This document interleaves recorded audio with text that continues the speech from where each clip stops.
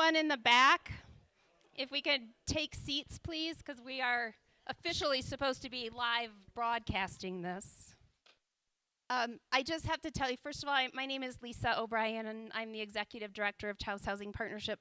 And about 8 minutes ago, I was panicked that we were going to have like 6 people here. Even though those 6 people I love and they're my friends, I thought, oh dear, I'm going to have to put everybody in the front row. Welcome tonight. I know that we all would be doing something really beautiful in our yards, most likely, if we were not in here. Not with this wind. This is true. This is true.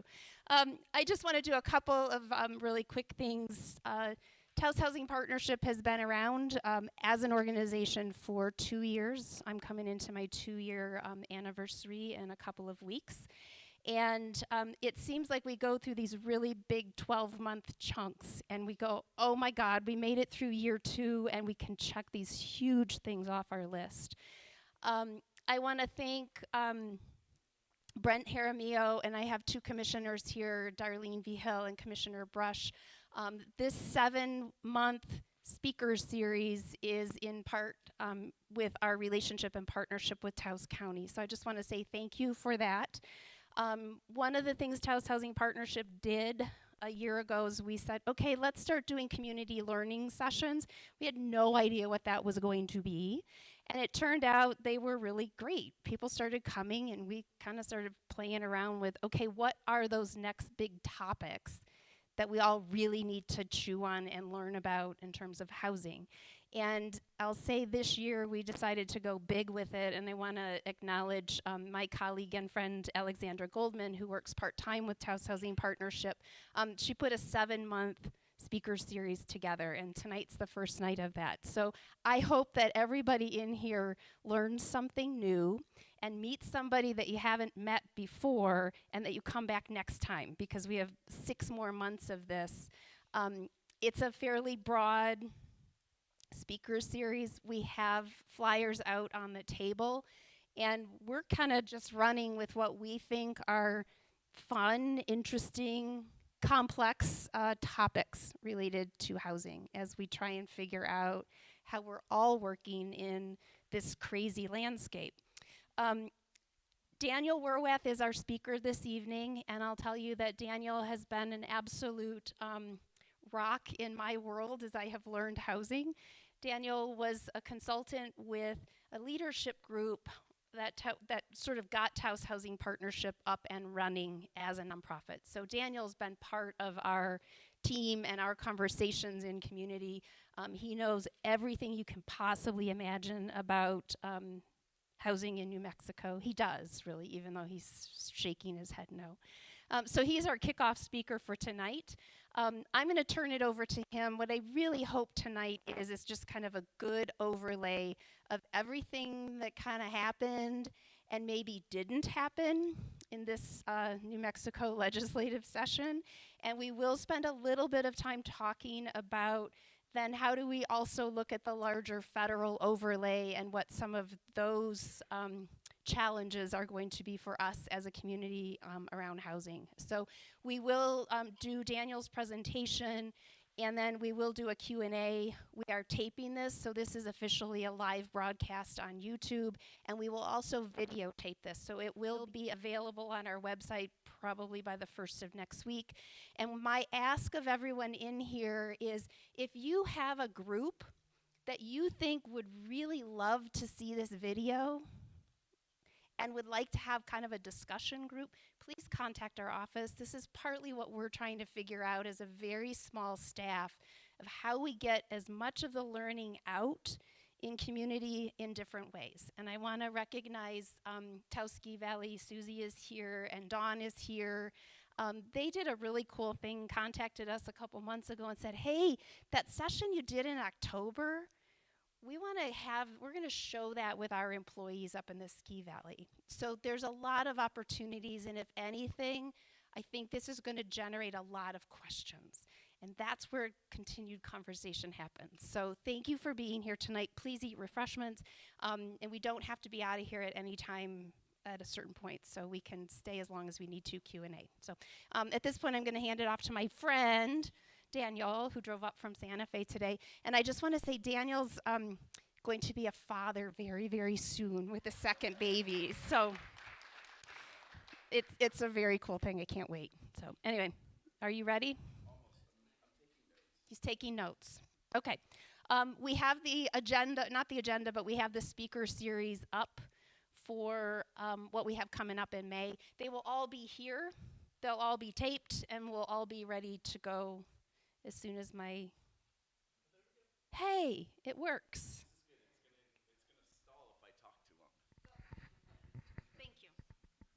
Thank you so much, Lisa. And it's great to be here. I'm Daniel Werwath. I have been working on housing here in New Mexico for a little over 20 years. Sort of followed in the footsteps of my father, who did housing work in Santa Fe back in the 90s. Worked for a big national nonprofit called Enterprise Community Partners. Some of you may know about it. Up until very recently, I worked as a senior housing policy advisor in the Office of the Governor. Prior to that, did a lot of affordable housing development stuff. And now I guess I'm just a chief fanboy for Taos Housing Partnership. That's my official title. Today, gonna do a big recap of what was sort of a record housing legislative session. Not for what got passed, unfortunately, but for at least some of the conversations we had, some of the things that got introduced. Then we're gonna touch on, quickly at the end, some of the uncertainty and things that are happening at the federal level around housing. Trying to keep aware of that stuff without taking the bait too much about it, because part of it is to make us all just spin in circles. So with that, I wanna just cover some of the high level stuff. This is statewide data for New Mexico. One of the things that I think people don't realize, right now in this moment, everything post-pandemic, people say, oh, housing affordability problems are happening everywhere. It's a lot worse in New Mexico than it is in a lot of other places. Particularly homelessness is considerably higher. And this year's point in time counts are rough, to put it lightly. But these are some national figures that were taken out of a couple different places, but a recent Pew Charitable Trust article highlighted some of these. But you can see median rent in New Mexico is up 60% just in a few years compared to 27% nationally. Homelessness, 87% compared to 40% nationally. So while these are trends we're seeing everywhere, we're actually, we're having a much more acute affordability crisis than a lot of other states. And then all these other issues, like the median new home price, right? The cost of building, right? And we'll talk more about some of the factors that are gonna do that. We're up almost 50% in terms of just the hard cost of construction for housing. So there's this big housing supply problem, which is underlying a lot of these affordability issues, right? And this is how building permits in New Mexico over the last, I lost my, my indicator line there, but so this is the last 30 years. This is the 2009 financial crisis. And you can see, we just really have never rebounded housing production post 2009. And one of the big issues that we have, right, is this was sort of a slow burn thing. We also lost a lot of population in New Mexico. A lot of younger people left for greener pastures in 2009. But it was around 2013, 2014 that we started to see, oh, the indicators, the data started to show we got tightening markets. We're not building enough housing. Well, we're still not building the same amount of housing that we were building prior to the 2009 recession. And so that's a big underlier. When you don't have enough housing, that actually, it's really one-to-one. It creates homelessness, right? If you don't have housing, people will end up homeless. And there's lots of different reasons why people end up being the ones affected by housing supply shortage. But the underlying problem, right, is that we just don't have enough housing. This also means that there's, you know, especially think of markets like Taos or Santa Fe where you have people moving there and you don't have enough housing and you're not building new housing. Prices reset to the highest capacity to pay, and the less housing you have, the more people are getting left out at the bottom, right? And so that's one of the just market realities. One of the top level things New Mexico needs to do is just build a lot more housing and focused on entry level housing. Places like Santa Fe and Taos are also really good at building very expensive housing. And a lot of times our regulatory frameworks make it easy to build really expensive housing.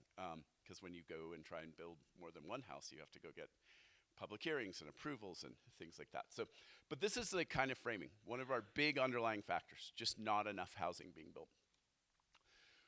So, and this is maybe more disturbing, is that we're one of 5 orange states here that, as of the third quarter building permit data from last year, had a drop in building permits year on year. Just one of 5 states, and it's the second year in a row for us that we've actually are going down. Really alarmingly, the decreases don't seem big, but when you're behind that many houses, we should be moving the other direction, right? And then multifamily housing, as of October 2024, was down a quarter from the previous year. So rental housing stock drying up. That's really important because if you know, in a healthy housing market, you're building new rental housing. Older rental housing is filtering down market and becomes more affordable because there's newer, fresher, new amenities, you know, nicer housing being built. If you don't, lower grade apartments creep up to the top tier of pricing, right? And we saw that in Santa Fe, where we didn't have any new housing for rental housing for a really long time. Class B and C apartments going for Class A plus prices, right? So this is worrisome because places like Santa Fe, we have built a lot of rental housing in the last few years, but if we don't keep building it, it gets us back to right where we were. And this Pew Charitable Trust article, and I can share a link for folks. I don't know if you post stuff like that on your social or other places, but you know, it really points to one of the big issues in New Mexico, regulatory barriers being one of the huge issues, with driving costs making things harder to do. And it's true. If you look at the states around us, there's a lot more housing capital flowing there, and a lot of the push is around trying to make particularly approval processes and regulatory frameworks around housing a lot more performance-based. I'm trying to think of a nice way to say it, like the seances we do in public meetings. I couldn't come up with a better term. So the other problem, and this is the thing that we need to get out of, this is like kind of a misconception, right? Is like, oh, we'll just throw more money at the problem, right? And it's just no longer working. The group of people who we are needing to serve is so big. The upper income of people who are priced out of housing is so high that there's just literally not enough money to subsidize all the housing we need to do. We need to come up with some other things. But this is 9% low-income housing tax credit, which is one of the largest federal programs for producing affordable rental housing. And this is a trend over the last few years, as the price of a unit pre-pandemic at $188,000 for a housing unit is now $300,000. And correspondingly, we went from a peak of about just under 500 units a year statewide to just over 200 this last year that were awarded funding. So right, we're getting less for the same amount of subsidy funds going into things. And so, again, pointing to this need, we need a lot more entry-level housing. We need more housing supply. But we also need to make it kind of less expensive, faster, easier to build housing. Just to drive a finer point on it, on the regulatory reform side, Santa Fe County did a housing plan a couple years ago. They actually tried to quantify the cost of their typical 3 to 5 year approval process for a larger scale development. It's about $80,000 a unit as compared to a, say, 12 to 18 month approval process. So like that time, you know, like I know a developer in Santa Fe with a really big project. He's like, whoa, that got pushed out another quarter. That is another $290,000 interest payment on the land holding, not to mention lawyers, not to mention all this other stuff. So sometimes it's important to be deliberative about how we do growth and development, right? Like we don't want crappy housing, we don't want to slap up housing, but we should be able to do that quicker by having more clear standards, right? And doing really good community input about our regulatory framework so that things are much more clear and understandable and quick and efficient. And hopefully get our lovely elected officials out of the job of blessing individual housing projects, because that's also, that's the best practice that's emerging. So when we talk about how do we get to a healthier housing ecosystem, it's sort of a three-legged stool. And earlier, just a few weeks ago, it looked like New Mexico was headed to a really good legislative session in terms of some of the policy and funding and different things that were happening. And I sort of broke it out into three big areas that I think are really important. So housing regulatory reform, making it easier, cheaper, faster to build new housing, right? So that's looking at things like land use and zoning and building codes and all those things to try and make them more efficient. Tenant protections, so providing frameworks to ensure existing homeowners, residents, mobile homeowners are protected, because in tight housing markets, people get exploited. And so tenant protections are really, and also when you're doing this and you're allowing lots of easier to build new housing, you also need to add protections at the other side, which say that you're not going to displace people and you're not going to create negative impacts from that, right? And then the last one's investment. This is the one we're really good at in New Mexico. We're really good at throwing money at problems, and less good at systemic policy solutions, unfortunately. That's a spoiler, by the way. So this year in the legislative session, there was a record number of housing bills. This was my own ticker. I think I had something like 40 bills I was following pretty closely. There was something like 65 plus that our team was following. And they really ran the gamut, from tenant protections, things like making it harder for homeowners associations to foreclose on people. I mean, there was a bunch of really interesting housing legislation coming forward, and a lot more than in previous years. And I think it's a reflection of where we're at, right, in terms of housing affordability issues in the state, you know, the number of people who are experiencing housing issues. I'm going to kind of cover these in those areas that I talked about. So for tenant protection stuff, the red ones didn't make it. The blue one made it. So let's run through these real quick, and I'm just going to give you a top-level overview because they also use a cryptic naming process that doesn't really relate so much to what the bills did. Expungement of eviction records was meant to help people who had had an eviction in their past after a certain amount of time have that removed from their record. Once they've proven themselves worthy, right? Seems like it makes sense. Sealing of certain court records was actually sealing of cases that were active in eviction court. So something a lot of people don't know is that most larger property management companies now use software which crawls through the internet, and if you've been in eviction court, whether you've been convicted, found guilty of, or been evicted, or not, it treats it the same way, right? And so the idea here is like, sure, if people actually get evicted, that should show up. But this would have protected folks who maybe resolved their case and didn't get evicted from being treated like they had been evicted for credit purposes. That was a really good bill. Housing Discrimination and Human Rights Act. That was going to be an amendment to the State Human Rights Act to say you couldn't discriminate against someone who had a rental housing voucher or some third-party form of financial support to help pay for your housing. Right now, theoretically, it's legal to do that, even alimony or child support and things like that. So that would have been that change.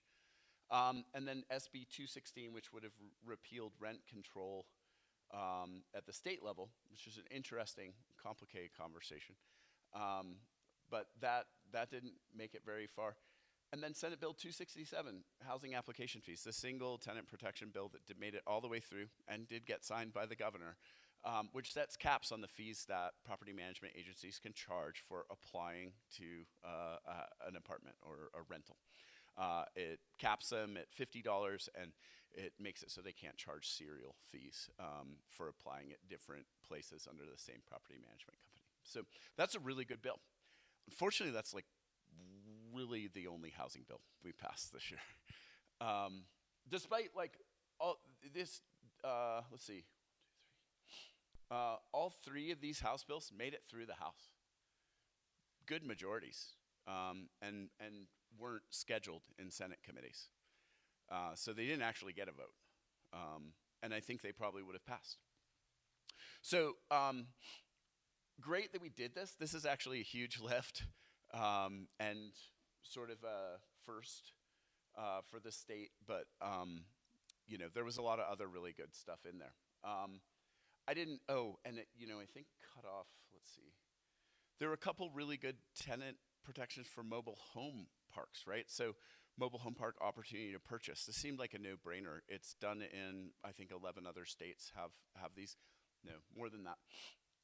And it allows, if a mobile home park's going up for sale, it allows the people who live there to form a cooperative, buy out the park at fair market value, and to match the offer of what the buyout, and they form what's called a resident-owned community. It's essentially like a land trust. They own the mobile home park collectively. They pay rent into it. Would have been a great bill. They passed it a couple years ago in Colorado. 11 mobile home parks have been preserved there just in the last 2 years. National organization backs it up with financing and helps set up the nonprofits and all that stuff. They were ready to go. Just didn't get scheduled in Senate Judiciary because a chair decided not to schedule it. There was also stabilization of rents and some update to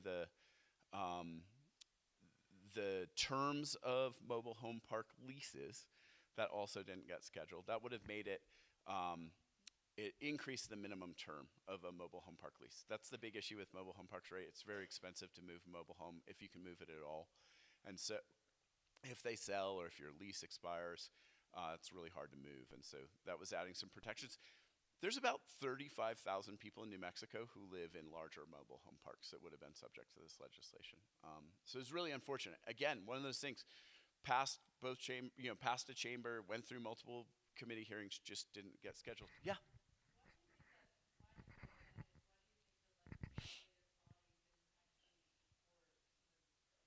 Oh, it doesn't. Sure. Yeah.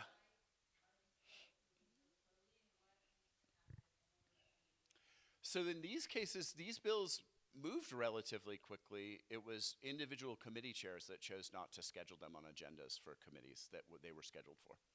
There's a lot of like chess games in state politics of like where you can get stuck. One of the big ones is just a committee chair doesn't like your thing and won't put it on an agenda and won't hear it, right? That's a lot of these reds were those. So unfortunately, yeah. There's also, bills that leadership wants to move fast, right? Sometimes you schedule lots of committees hoping someone will stop something, right? There's a lot of different things that go on there. So moving on to another category. So this is more like systems and zoning reform stuff. This is actually like, even though this didn't turn out the way we wanted in terms of what passed, this is amazing in terms of the amount of legislation that was brought forward, the conversations that were had. This is the first time we've had any form of zoning reform legislation at the state level. So the big bill that we were working on in the governor's office was a state office of housing planning and production. That was an office focused on housing systems and coordinating state government resources. I did a quick survey, and something like 17 of 18 state agencies interact with housing one way or another, have housing programs, fund it, permit it, different things, right? And right now there's no one sort of doing any sort of strategy at the state level with that stuff. It's all happening in little silos, right? And that was what we were trying to do with that. That made it through 4 committees, passed the House 49-17, and then just didn't get scheduled in Senate Finance Committee and died, which is kind of crazy if you think about, like, we were sitting in there the last few days of legislative session every day going into that committee. We had people from around the state supporting this, didn't go. 554, residential home building authorization, was actually the state's first attempt at a zoning reform legislation. This actually came out of a talk. Pew Charitable Trust, who had done that article on regulatory reform, came and did a talk for legislators at 7:30 in the morning one Wednesday. And a couple of legislators were there like, let's do it. Let's make building guest houses legal everywhere in the state, have the same rules. And let's make it legal to build residential in any commercial district and within a quarter mile of a rail runner stops. Seemed like a really good bill. Cruised all the way through the House. Surprising how easy it was going. I was like, this is crazy. First thing in the Senate died in the first committee. And that one actually got voted down in committee. But that went a lot farther than I thought it would, especially for something that just sort of got thrown up at the last minute. That was SPAC, the Senate Health and Public Affairs Committee. And it was actually like older sort of pro-housing legislators saying, no, we want local control, aligned with the 3 Republicans who also said we want local control. Even though what we're talking about here really is actually more about property rights, right? And what people can do with their individual properties. It's kind of an interesting dynamic there. So interesting to see some new, and I can talk more about it, but some new political alignment starting to form, and also some new sorting happening. Younger legislators moving away from sort of more regulatory-based fixes to understand things like housing supply and regulatory reform as key things. People saying, some of the most progressive people saying, I don't support deregulation of very many things, but I support deregulation of housing, right? Because we need to get more housing, right? So some interesting stuff happening there. Building housing communities was this interesting bill that we worked on to create sort of like a Main Street designation for local governments. It would be like a gold star for best practice land use code. For whatever reason, the governor didn't sign it, so it was pocket vetoed. She believes that they can do it under rule and don't need even though it passed both houses, both chambers, unanimously, she would rather do it through rulemaking. So they're not gonna actually adopt that, which is unfortunate, because that one did pass both houses and overwhelmingly. There was some like pretty wild zoning reform stuff that was thrown out by one senator, which I think he was mostly frustrated with maybe his own neighborhood association. But it included Senate Bill 310, building and zoning changes, which was going to basically eliminate height restrictions for housing.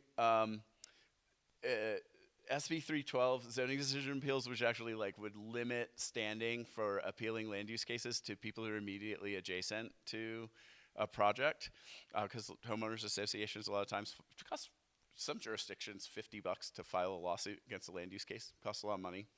Part of that $80,000 a unit in overhead costs. And then my personal favorite, and probably the one that I would encourage everyone to look at, is eliminating parking mandates for housing statewide, which is probably the #1 regulatory reform thing we could do. We spend a lot of time, money, and space subsidizing cars, private enterprise. And there's a lot of great examples now of communities that have said, we assume that people building this stuff will build the amount of parking they need for their market, right? And that tends to be true. So, but it's one of the things, the last housing project I worked on, the area required for parking for a 2-bedroom apartment was slightly larger than the 2-bedroom apartment. So when we think about limited land, limited resources, there's a great book, Paved Paradise, if you haven't heard of it, Henry Graybar, highly recommend it. You start to realize you're like, it's almost like once you see it, you can't unsee it. How much space we give up to cars, how dangerous they are, how costly they are. I mean, a parking space in a housing project in a community like Taos, $30,000-$40,000 maybe. Once you add in land, engineering, paving the parking stall, ingress, egress, all that stuff, it's a lot of money, and that's in the price of a house, right? And it's great if you don't. I mean, we also have lots of cars. I have lots of cars. I ride a bike most days, but I do somehow collect lots of cars. But that should be a choice, right? People who need lots of parking should buy houses with lots of parking. And oh, I'm sorry. Thank you. Great stuff. This is how I know I'm taking too long. I told you, if I linger too much on the slide, then I will move on. So again, eliminate parking. Just get rid of them, or do one per housing unit. That's like a good middle of the road that won't terrify people. But yeah, no more. And you can build more. It doesn't say you can't have more than one.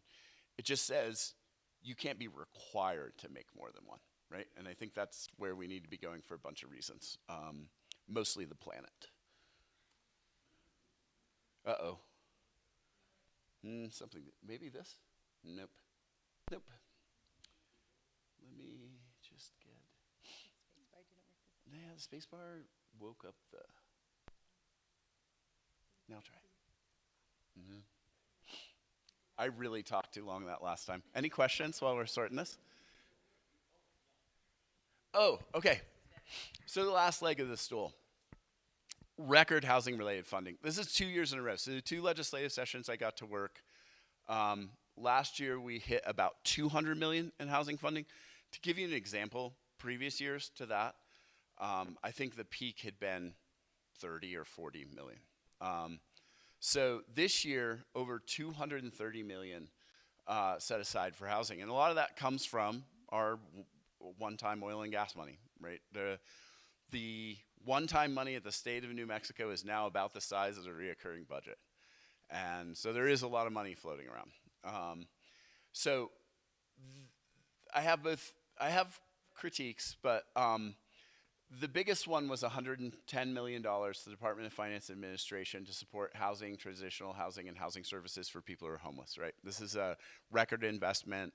If deployed smartly, could really change the dynamic around homelessness in the state. Like my former colleague Taylor Cook has a draft plan, could probably reduce unsheltered homelessness 50% within a couple years.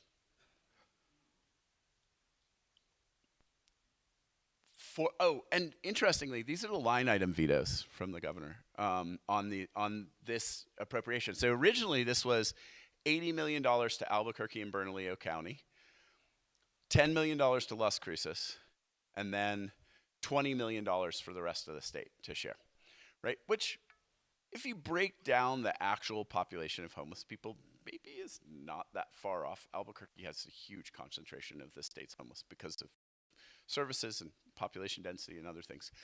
But the governor vetoed that part of it. So it will be the discretion of DFA and her director of homeless initiatives where that funding will flow. 40 million in capital projects for housing. This is still the way that we mainly do funding for affordable housing projects aside from formalized housing programs. Is you submit a paragraph to a legislator and to the governor's office. Got $40 million this year for housing. And then there's another $80 million in various programs. And this is like everything from some new stuff, like $5 million to help address homelessness encampments, to funding for the corrections department for reentry out of jail to prevent homelessness. There's a lot of different housing-related existing and new programs in this $80 million bucket. Interestingly, the state's mortgage finance authority, who runs most of the affordable housing programs for the state, the quasi-governmental finance institution, they had asked for $500 million in funding, and that bill didn't really go anywhere. Last year they got $50 million. They get about 30 to 35 million in reoccurring funding now every year. So that's also in the sort of realm of the housing money that's out there, but doesn't take individual authorization. But it's a lot of money. But again, I don't know that we can buy our way out of sort of the structural issues we're facing around housing right now. All the money in the world, right, can't help if your system's unhealthy. And that's really what we've got. So skip. Okay. I think this is the older version that didn't have the federal housing slides, but I can talk a little bit. I wanted, before I move on to, that's some weird spacing too. Before I move on, I want to talk a little bit about what we see at the federal level too, and then talk about sort of going forward. There was a point about a month into the legislative session where it looked really good. We had some really strong tenant protection bills, mobile home bills, a tax credit for entry-level housing. This was one that I thought was really great. It was going to be essentially about a $9,000, $10,000 discount on the gross receipts tax for building a new entry-level home. It would have been just helping broad entry-level housing. There was the office, and the office was going good and had passed the House, and there were all these bills that were doing really good. And then there were tariffs. And you're like, wow, if we did all this stuff with this offset tariffs, or the potential impact on material costs from tariffs, right? And so I do want to linger a little bit on the federal issues, which are, this is probably the most uncertain housing development context we've ever faced, more than COVID, more than 2009 economic downturn in terms of challenges and not knowing what's going on. Part of it is the tariffs. A lot of our construction materials come from outside of our country, and that's probably just going to increase. It's like trend to increase. People aren't doing a lot of like very low cost American manufacturing. The other big one is interest rates and bond volatility, right? So like we rely on interest rates affect buying power so much. They affect how much mortgage you can get on an affordable housing project and how much subsidy you need. You watched that stuff last week, it's like riding a roller coaster, right? So there's a lot of lack of certainty in that. We saw mortgage rates dip to about 6% for 24 hours for shooting back up over 7%. This week, right? So it's just a really crazy environment. And then the other one is just labor, right? So one of the like home builders dinners I went to during the legislative session, I was sitting next to a guy who started one of the biggest construction arbitration firms in the country, right? And he was saying that they are off the charts for dispute resolution on projects not getting finished on time because people are not showing up to job sites because they don't feel safe.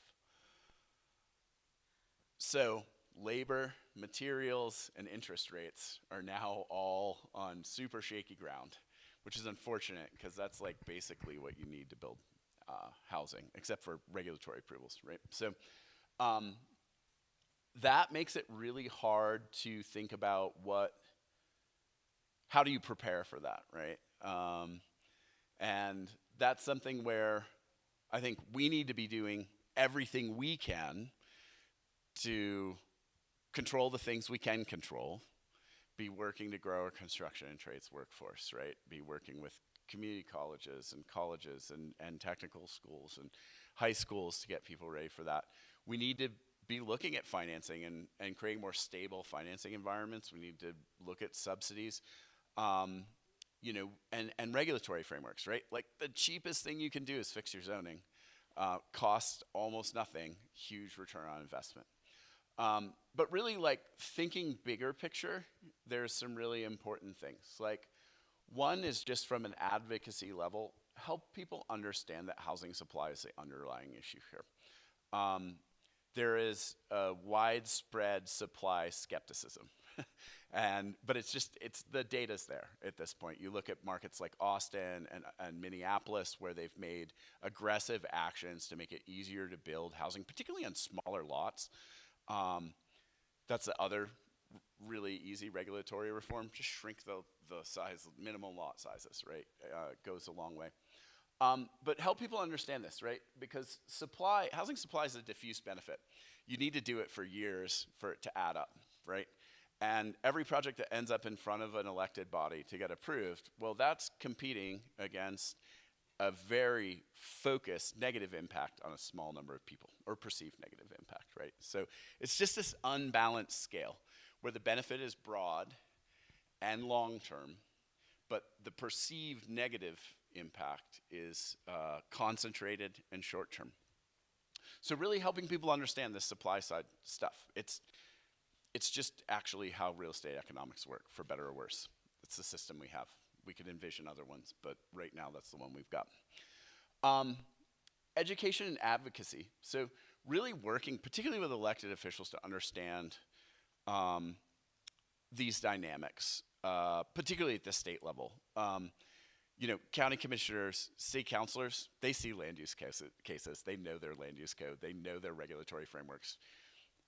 State electeds sometimes have never been to a city council meeting where a project's being approved or something like that, right? So there's a lot of education we need to do. And really, education around this broad approach. We need to get away from anecdotes.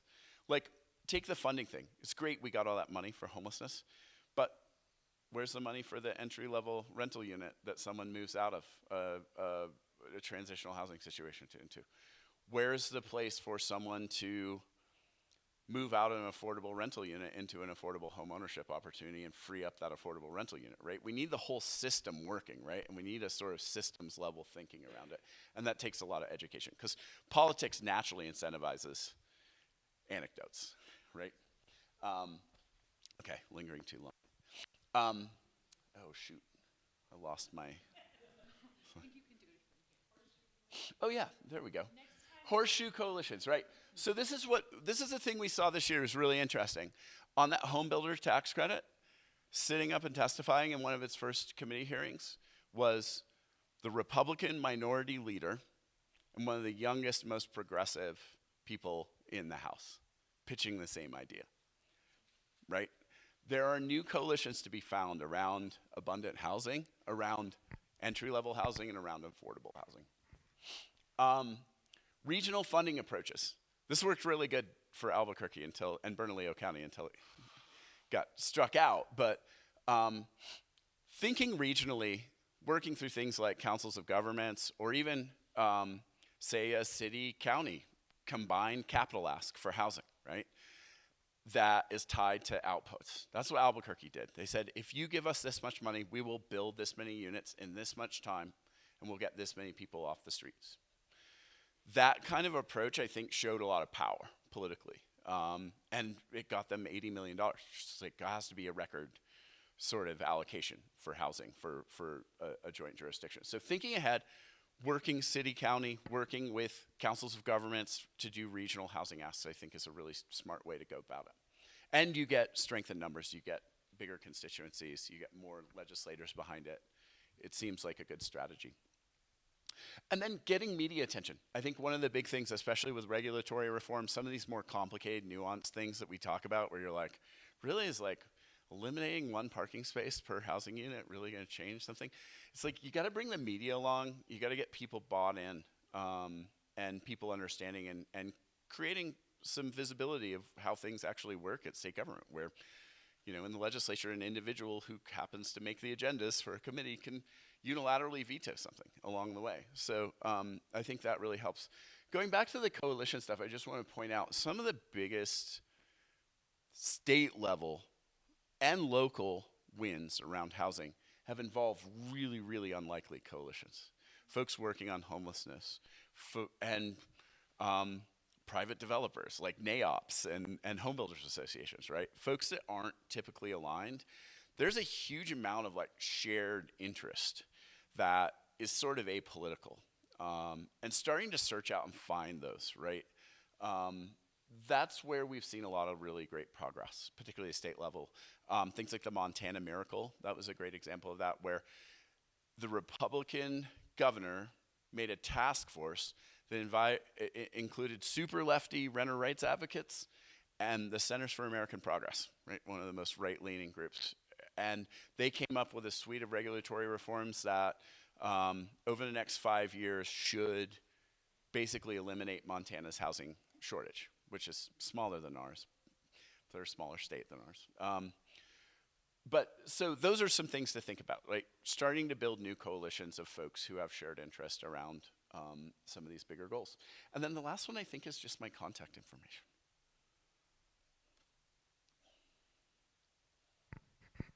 Awesome. Oh, we have a microphone if people have questions.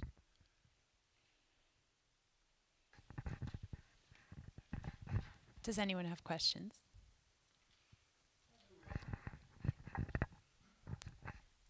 So my question is there data on the correlation between employment rates and housing supply?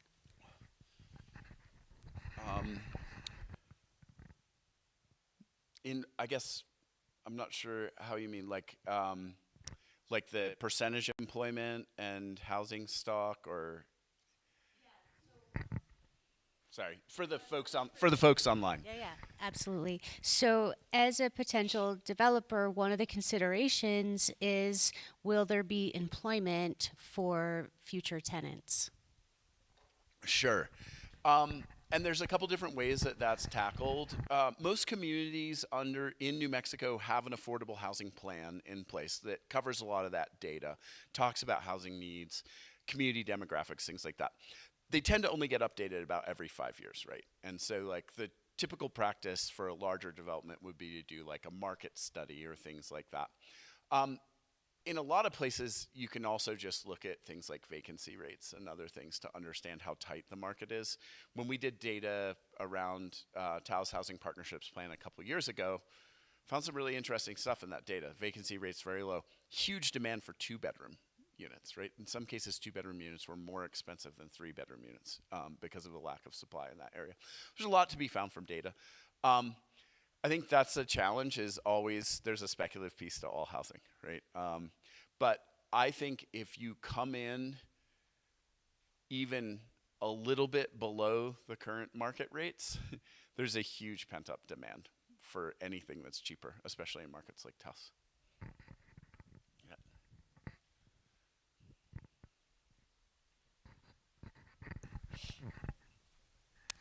So you, on your slide there, you showed that there's monies available. Is there a roadmap for counties and towns to be able to access any of that funding?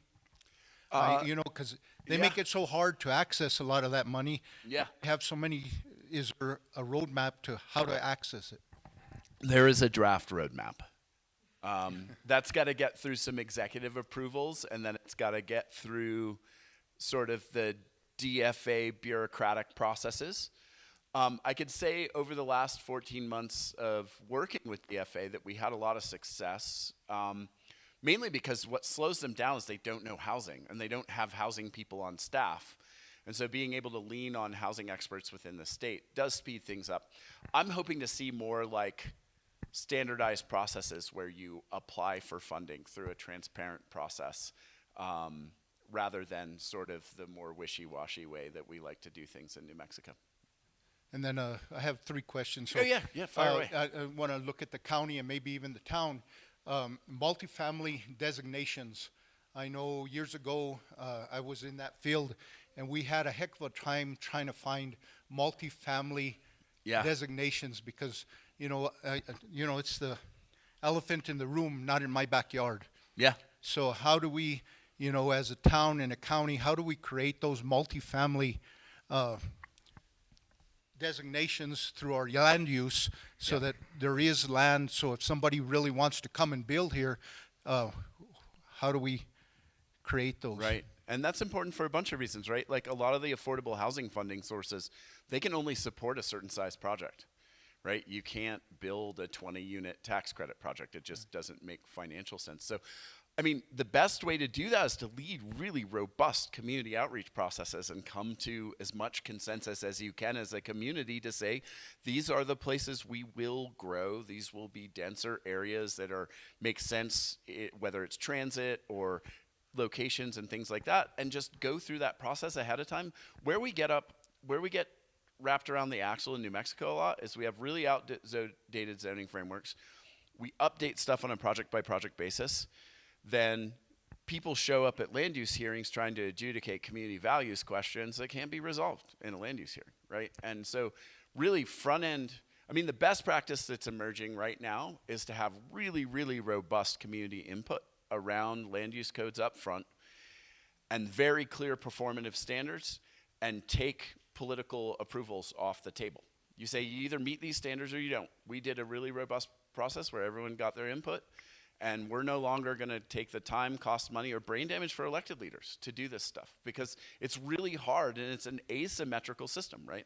People who perceive negative input, like no one comes like, hey, I thought I'd come support this housing project that maybe I guess I could live in a couple years, maybe. You know, like it's just the system is imbalanced. And so the only way to fix it is to sort of level the playing field, do robust input, design a land use code that meets your needs, your growth needs, your affordability needs, and then make it really clear how to get a project approved and let staff do it. Okay.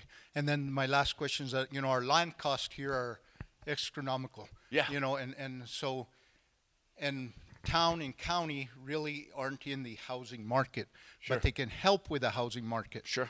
They can supply water, they can supply sewer. Then you can move from one house per acre, because if you have one house per 3/4 acres is the law. Yep. By the time you drill a well, put a septic, and the cost of land, you're starting with a $100,000 bill automatically. Yep. And if you're going to build a house for, let's say you can find a contractor that'll build it for $250 a square foot. Send me his You're name. starting with a Her name. $350,000 house with a very minimal house. Yeah. So if we can find opportunities to run water and sewer in different areas that would allow that land to become R14, Yep. which would lower your land costs, A which ton. would lower the cost for affordable housing for the whole community, I think it's, Yeah. and how do we go about getting there? You know, again. Yeah. So, yeah, I mean, you're 100% right. Like, especially with scarce land, you want to build more densely, right? You don't want to sprawl out forever. And density is a big factor in affordability. You know, you spread your fixed costs out. You spread all that out. So that goes again to planning, really good infrastructure and growth planning. To me, that's one of the most important things that communities could and should be doing right now is leveraging the tools that exist to build infrastructure. But the other thing that happens when local governments proactively build infrastructure is you can say, hey, if you'd like access to the infrastructure, this is something we'd like in advance. Or maybe we can not charge you for the infrastructure and you can use that to try and create affordability, right? You can leverage these tools to be more proactive. So I think that's a really good point. The other thing I didn't mention on the federal level, the only thing that's maybe useful on the federal level with housing right now is a big push to potentially use BLM land for housing development, right? So in places that are hemmed in by federal lands, that could potentially be useful. But if it doesn't have infrastructure, or if it's land that's valuable from cultural or recreational purposes, it doesn't really make sense. In New Mexico, the issue a lot of times is more about infrastructure. The other thing I'd say, and models that have happened in New Mexico, I think Santa Fe's Tierra Contenta project's a great example. That's where the city bought a really big piece of land and subdivided it, put in the infrastructure, and then sold it off to private developers at a discount in exchange for affordability. That had a couple different benefits, right? It grew a production building capacity locally. It helped really flood the market with developable land, and it helped ease some of the prices because like scarcity drives price. And ultimately, it was like a huge collaborative effort between the city, nonprofits built there, small builders built there. It really helped grow the whole construction and trades capacity in the community. So there's some models too for solving some of the land stuff. But that was like, you know, I think they bought that parcel of land out of the S&L crisis, right? So that's the other thing I'd be ready for right now is for things to get really weird and have some resources set aside to move quick.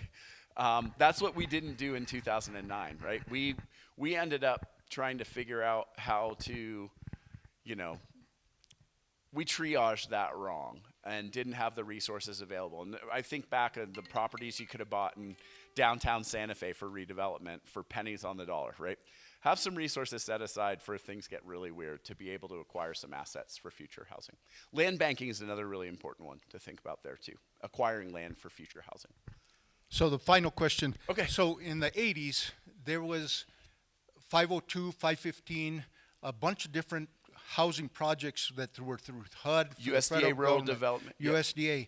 So did anybody try to take those plans and then figure out what went wrong with them and maybe adjust them to then present that to the legislature for approval and with money to back it? Yeah, I mean, I think the big issue with those is you're talking about federal funding sources. It was both federal and state. Yeah, but it's mostly federal. There's some risk share and some matching stuff, but it's the backbone of that funding's federal. And the federal government's essentially broken at this point for anything new. We're clawing right now to try and get the minimal expansion of low-income housing tax credits that they went up every year, the allocations, and they've been frozen for a number of years. Can't even get that passed, and that's like a really popular program because J.P. Morgan Chase buys most of the tax credits, and it's good. You know, everyone loves it. So yeah, I mean that's the big challenge is some of those programs they haven't evolved, they haven't scaled to the problems, and a lot of those, especially the rural development projects, as they age, become problematic because there's no reinvestment mechanism for them. So, thanks for those questions. Appreciate it.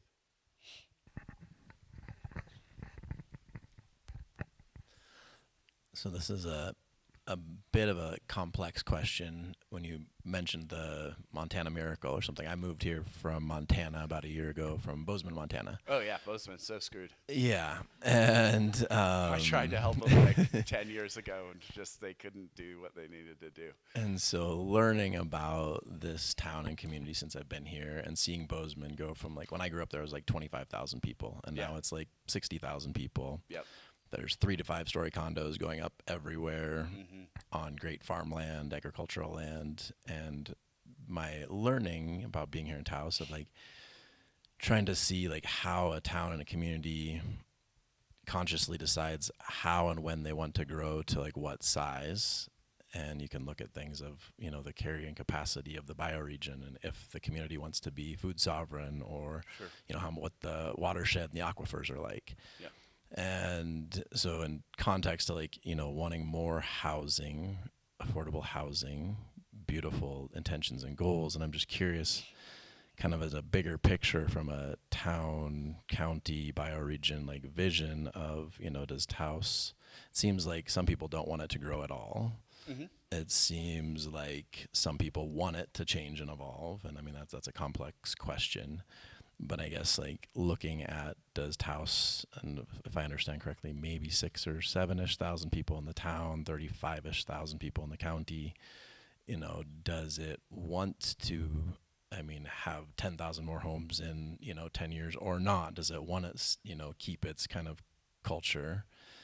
And the other thing that, like, in the last presentation you gave, I think you said 42% of the houses here are non-primary residences, you know, and so I think that's a very interesting fact to kind of evaluate. And so I know it's kind of a big complex, but I mean, just more the context of, you know, the long-term vision of a town and a community, and how that relates to how it wants to grow in the affordable housing. That's really, I think those are really important conversations, and a really good question. A few very complicated good questions. Here's the issue. You're gonna grow regardless. There's no way to stop it, and there's no way to stop people moving here, right? And so the best you can do is control what kind of growth you do, how energy and water efficient is. Is it for locals? Is it for people that are moving here, right? Those are decisions that you can make locally. I think the idea of growth versus preserving culture is a little bit of a false dichotomy, right? We've done a really good job in Santa Fe of preserving architectural aesthetics, and we've lost the people who created them, right? And I think we are going to have to face some hard truths that, like, being able to sustain culture probably means entertaining building styles and densities that maybe aren't historical, unless you go back really far, like just up the way there. And, you know, really think about it. But I think, like, these are the challenges. This is a challenge of the moment, right, is how to do that. I think you're right. You've got to, like, understand carrying capacity. You've got to understand water and infrastructure and all these things, what's available, be resilient, be thinking about these things. Again, that goes back to really good growth planning, knowing what your resources are, knowing how much water there is, knowing that a luxury second home is probably using 4 or 5 times the amount of water as an apartment unit. You know, these types of things are important conversations, but they're values conversations, right? Like, I can't answer that. Like, your community answers that. But you got to, like, have the forums to do it. And it's not like approving projects, and it's not talking about specific projects. It's about having bigger conversations. We went through this a ton in Santa Fe where people were like, there's a legit group of people that are like, if we stop building housing, people will stop moving here. And you're like, oh, this is not how it works, right? And if you constrain housing supply, it is just going to go up and up and up. So, like, in the hypothetical sort of like blue sky idea of, like, if we just said, nope, we've grown as much as we're going to grow, what you're basically, the only thing you're ensuring is that you're going to get really expensive, really, really expensive. And people will slowly be whittled out until it is just like an Aspen or somewhere like that, has token affordable housing, imports in its workers, legalizes sleeping in your car if you have proof of employment. I mean, that kind of stuff is like a dystopian future that I don't think we have to necessarily accept. But I think you're right, and what I think you're trying to get at is like, how do you grow? What does it look like? Does it meet the culture of the place, right? Is it resource efficient? Is it affordable? Is it all these things? And those are the important questions in terms of like, land use code points a market, right? It's not just, this is an important concept, right? Land use zoning codes, we think about them about like separating uses and governing aesthetics and things like that. But they're also, they inadvertently point a market to do a thing, right? Like right now in Santa Fe, it's way easier to build like a couple 3,500 square foot mountaintop mansions than it is to build 20 units of entry level housing, right? From a regulatory point of view, from a cost point of view, from a brain damage point of view. So you gotta think like, how can we make building what we want in the future the easiest thing to do, right? Because people will go there, the money will go there, the builders will go there, but it has to be intentional. And it has to have a lot of community buy-in. And it's never gonna get everybody bought in, right? It's gonna be a hard one. But I think, Bozeman's an example of like, the river runs through it phenomenon. And that happens in cycles, right? Santa Fe's been through it a couple times. I think Taos too with the pandemic, where people just move there. And you can't possibly build. Here's a stat that blew my mind. Santa Fe had 11,000 people move there in 2019, before the pandemic, before the Zoom boom, before people could remote work, right? That's about 7% of the county's population. That's like, can't build 11,000 housing units in a year, right? So then you have to be really intentional about what you are building. And you look at things like, are there ways to mandate or incentivize the type of housing you want to build? But you've got to do it delicately. Because like in Santa Fe, we have really strong requirements for affordable housing.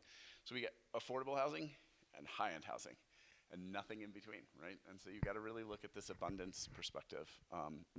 Nothing really comes for free. So really good questions. And I think that's the charge. You've got to, as a community, sort of have these conversations about what it looks like. But also understanding that like, you probably can't have affordability and no growth. That's just not a thing that exists. It's just not the dynamic of the system we have right now. I think, did you, oh, wait, Mike, just for the online folks.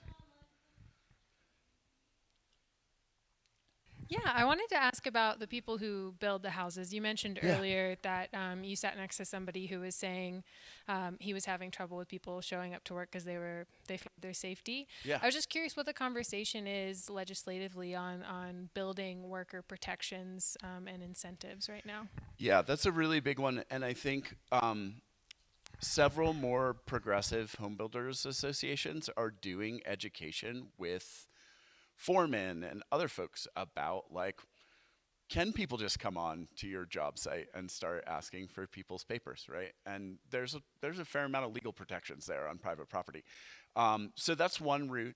Legislatively, it's tricky, right? We're probably about as, legislated up as we could be in terms of a state, in terms of providing protections and things like that. State and local laws don't seem to matter very much right now in terms of how some of this stuff is unfolding, which is pretty scary. But there is a lot of, I think, opportunity to just educate people about what their rights are, and particularly the people in charge of job sites and construction company owners and things like that. Yeah, thanks for the question. I don't know if this is worth the attention, but I was really struck by your comments about state legislators not knowing what the hell was going on. And yeah, you said it slightly stronger than I would. I'm still like off-ramping from the... No, it's great. I'm like, a few weeks ago I worked in the governor's office and I couldn't say things like that. But do you have any ideas about, mandated education or political real enthusiasm from a community to go there and say, you need to learn some things about this? Or, is there any mechanism in the process politically that could grab them somehow? Yeah, I mean, and it should be really clear that it's really variable around the state. you guys are better than average here locally for your state legislators. There's a few different ways to look at this. Some states have done, like my home state of Maine did a really cool thing. They did a joint special committee on housing, which was a joint House and Senate sort of like emergency committee. That sort of thing seems like it makes a lot of sense. We don't have any housing committees of the legislature. We have a Mortgage Finance Authority Oversight Board who basically looks at reports of how much money was spent and how many units were created and all that stuff. No one really thinking at the big picture. Some local foundations did an interesting thing where they did a housing breakfast, which was at 7:30 a.m. So it's medium attendance, but free burritos. It's like a that kind of stuff works really great. The best thing to do is elect pro-housing candidates who know what they're doing at every level of government. That's like, you want to change culture, hire it or elect it. That's what they say, right, with organizational stuff. But the other thing that I've really liked, so HomeWise, who does a lot of housing work and soon here too, but Santa Fe and Albuquerque, they do a livability speaker series every year, and they actually have a cohort of elected officials who sort of attend VIP and then have lunches with the speakers the next day. And that's shown a lot of promise in terms of you can't say sort of wild anecdotal stuff to a national expert, and it really helps move the conversation. I've seen that be really impactful. So something like that at the state level would be really helpful. And just bringing in, people, experts from other places to talk about this, I think. So I'm always thinking about that, but it's tricky, the volunteer legislature, they got a lot going on when they're not at the roundhouse. So that's a tricky one. But it's 100% what we need to do. The best thing is to elect them. Yeah, question about tax increment finance. Is that one of the tools in the toolbox in New Mexico? Yeah. And if so, what entities are allowed to participate? Yes. County, city, school district? Yep. And land grants. This is a big issue that in general we're not using the range of finance that's available to us. Mostly, even cities as big as Santa Fe are not using what most cities that size would consider a normal suite of tools for financing infrastructure and things like that. So I'm trying to remember the nuance between TIFs and TIDs. One of them needs to be literally blessed by the legislature, which is whole nother thing we need to talk about. So many project-based funding things need to go through the legislature. And when you're talking about a housing environment we're in right now, where 18 months from now is like a whole different planet from a terms and cost and whatever perspective. Even capital projects, right? Like say the county wants to support an affordable housing project. Well, it's going to go through their process, then it's going to get onto a list for the legislature, then it's going to go through a legislative session, and then it's going to, if it passes and gets signed by the governor, then it's going to wait another 4 months for the new fiscal year to start, and then another 4 months for DFA to get a contract out, right? So you imagine that 18 to 24 month time frame of using public financing tools. There's very little interest at the legislative level of giving away that discretion. And it was tried with the New Mexico Finance Authority, which does a lot of public finance stuff. They're great people to talk to about stuff like that. They're the first people I would talk to. They're a quasi-governmental that does a lot of municipal finance stuff. They also have a housing development fund that we established last year. And they have all these projects that they basically bring forward a list of projects every year for the legislature to bless. One's never been taken off it, but it's just like an extra 6-month step that we put in. And the legislature doesn't really seem to have much interest in giving up that authority to sort of bless individual projects. TIDs we do are literally one of the things that gets signed off by the entire legislature. So that's new tax, right? That's not increment of it's not the existing. Increment. Because one of the things I've seen in other states is one of the public entities, say the city of Taos, is the sponsor. Yep.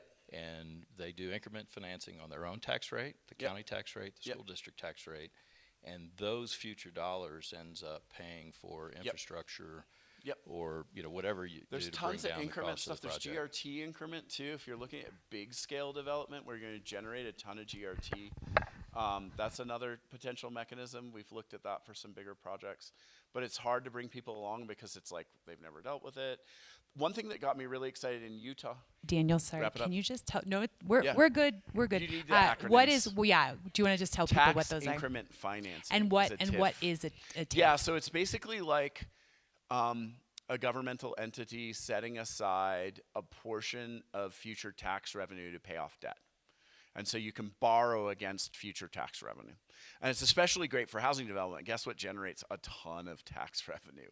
Housing development, both property tax and gross receipts tax. Gross receipts on a new house is about $35,000 in New Mexico, sales tax on the construction. So you basically say, we're going to take this like little sliver of this future money, and we're going to borrow a bunch of money up front, and then we're going to do the debt service with that little bit of money coming in over time. Sort of like a way to fund bonds and other things. So,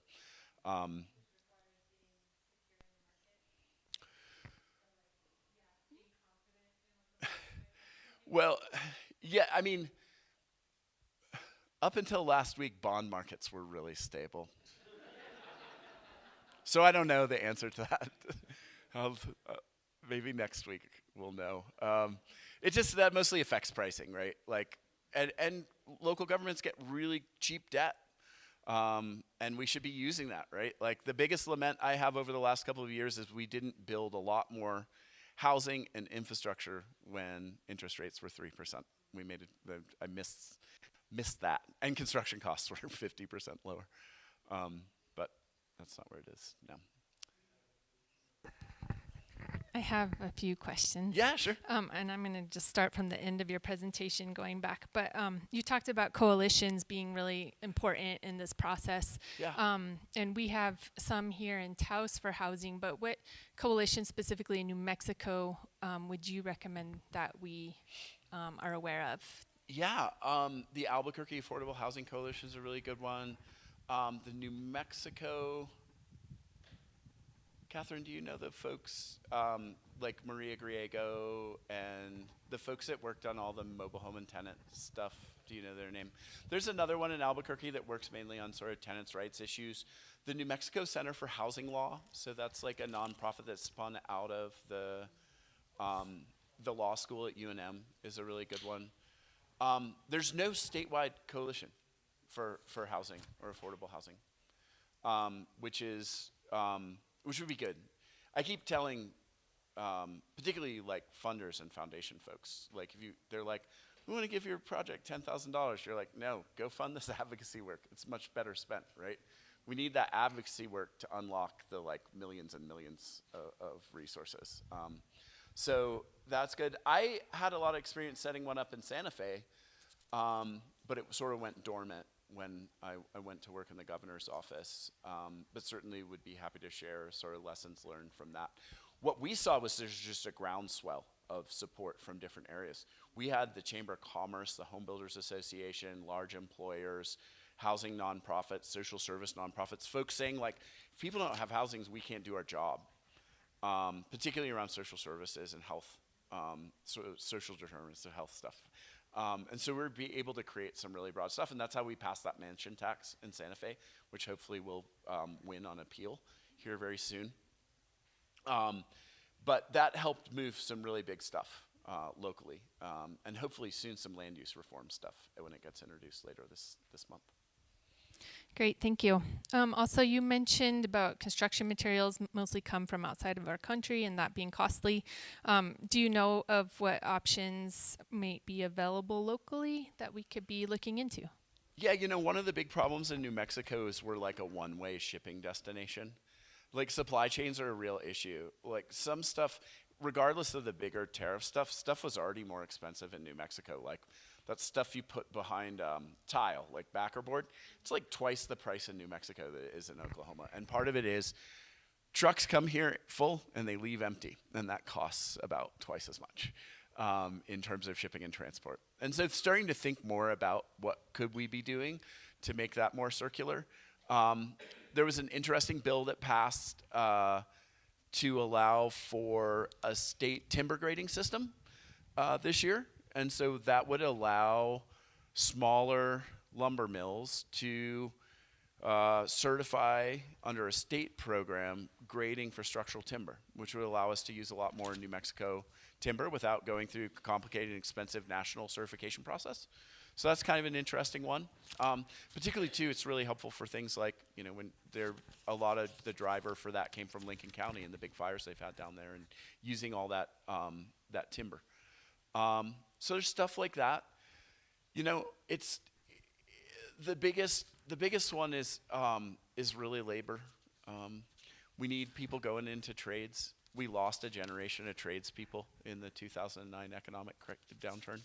There's just not enough of them, and unfortunately, they're so old. They're like, "Ugh, take on an apprentice? No way. Not now." So thinking about how we do that, how we backfill our trades, and just get people. You make really good money doing this stuff. It's a great pathway, especially for folks coming out of high school. So thinking about high school and technical crossover, and there's some funding at the state to do that. We did an apprenticeship fund last year, but we need more just entry-level stuff. A lot of the apprenticeship stuff is focused on union trades. We just need to get people into construction. It's good living, and every time my plumber says he can't come to my house because he's taking his boat to his cabin in Colorado, I'm like, oh, wrong career choice. I think I'll stop there. Thank you. I think we'll formally end the Q&A here, but potentially Daniel might stick around. Totally. As To long as answer there's questions. still time to get a Susie on my way out of town, I'll be fine. So I'm just going to hand it back over to Lisa.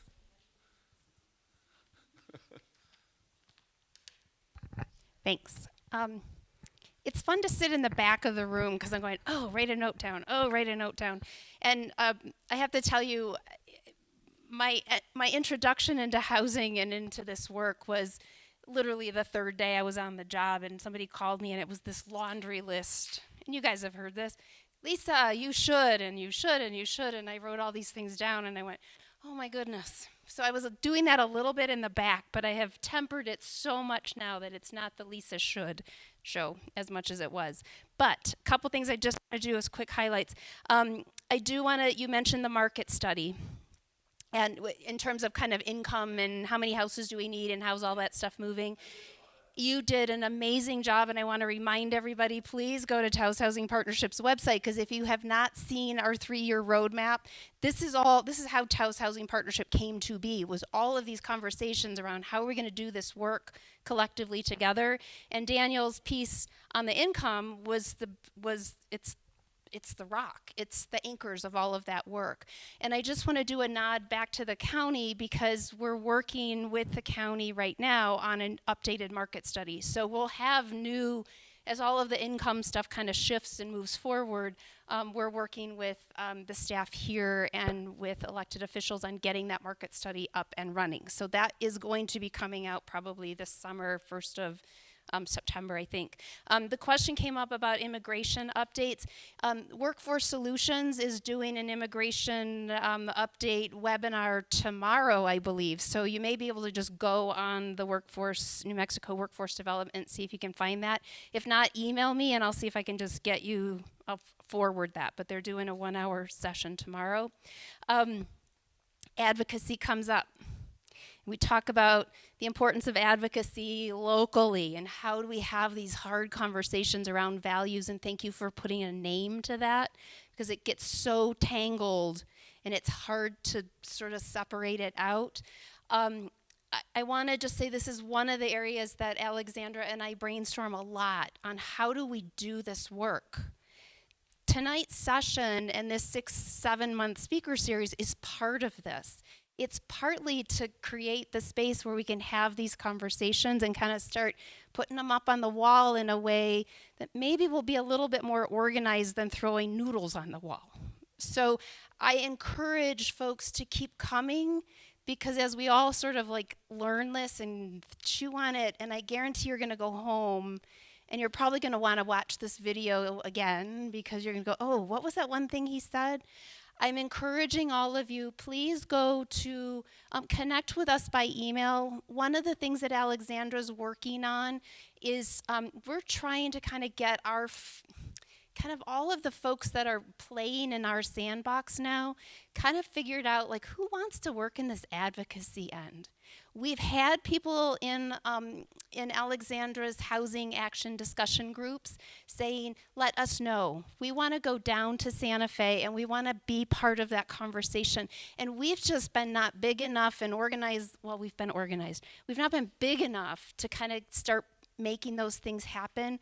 We're getting there, because as we continue to have these groups, I'm encouraging folks to go, hey, I'm really interested in that and I want to be part of that advocacy movement, whatever that is going to be next year or locally in some of these conversations. I want to mention that the HomeWise, this series was based off of the livability series that HomeWise does in Santa Fe. And when I went to their first 2 sessions, they were bringing in national authors on books, with books. And I'm reading the book going like, oh my God, I want a book club. So I'm putting it out there. If anybody wants to be a book club, I'm telling you, we have there is amazing stuff that's out there. Here we go. This is one. So Greg Colburn wrote a book, Homelessness is a Housing Problem. Call me. We were trying to get him to come up to sort of piggyback off of what Santa Fe was doing, and it didn't work. But there's absolutely no reason why we couldn't get 1 or 2 people in this community who want to be a book leader. Remember when we were all in 5th grade and we said, I'll be a book leader? Maybe that was me. But anyway, this is one example of something that could happen. And Taos Housing Partnership is very enthusiastic about finding those places to do this, but we have to do this together. And this is just another example. I got very excited about it. 2 things I want to mention. This piece around coalition building, there are active conversations that Taos Housing Partnership is having. We're using the word just sort of regional approach, because what I'm finding as we talk about how do we make the numbers work? How do we figure out how we're going to do scale in this community?